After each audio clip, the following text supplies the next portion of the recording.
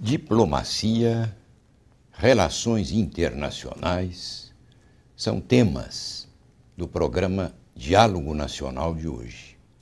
E o nosso convidado é o embaixador Jerônimo Moscardo. Tudo bem, embaixador?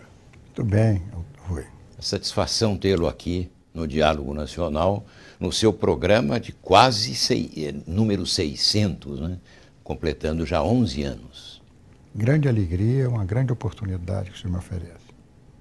O embaixador Jerônimo Moscardo é diplomata, presidente da Fundação Alexandre de Gusmão e ex-ministro da Cultura, dentre outras atividades que os telespectadores vão conhecer no decorrer do programa. Eu gostaria que o senhor descrevesse para a gente o que o levou a criar a chamada diplomacia participativa. Olha, Rui, no passado, a função de embaixador era uma função solitária. O embaixador representava o seu país junto a uma corte, junto às chancelarias. Hoje em dia, com a democratização, e o embaixador era um agente também de informações. Ele informava o que estava se passando.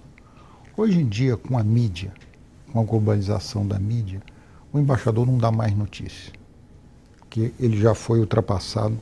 As notícias já chegaram aqui antes dele mandar o telegrama. A ideia de um país se fazer representar junto a uma chancelaria não tem mais sentido.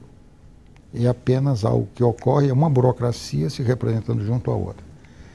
Então você tem que representar o seu país.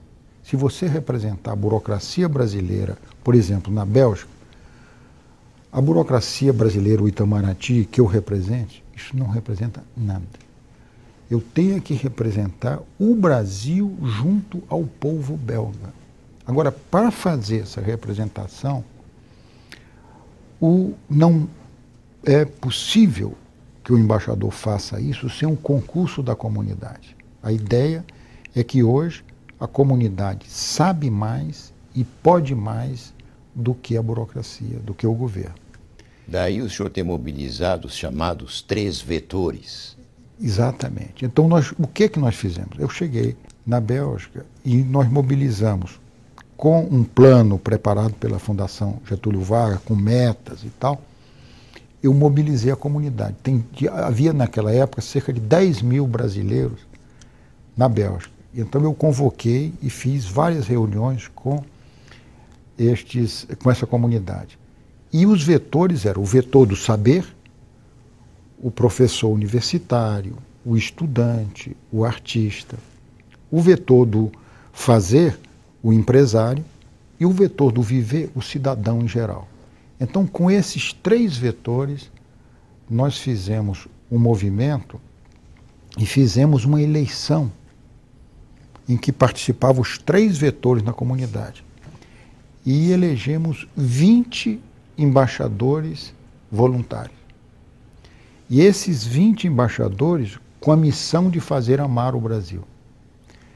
Daí a clonagem. A clonagem. A ideia justamente, na Bélgica, você tem uma maior concentração de organismos internacionais. Então, o embaixador diariamente tem uma agenda carregadíssima, que corresponde a festas nacionais, coquetéis, seminários e tudo. E eu tinha como auxiliares ministro conselheiro, o conselheiro, os secretários, e que eu pedia no fim do expediente para que eles fossem representar o Brasil, por exemplo, numa festa nacional do Senegal. No fim do expediente, o meu ministro conselheiro saía, depois de ter trabalhado lá todo o seu expediente, chegava, entrava numa porta, saía noutra, e se tivesse livro ele assinava e saía correndo, ia para casa. Aquilo era um ônus para ele sem nenhum encanto. Quando eu comecei a utilizar esses embaixadores voluntários, e aí eu dividi por continentes. Então tinha os dedicados à África, os embaixadores dedicados à Ásia, à Europa, à América Latina. Essa gente ia.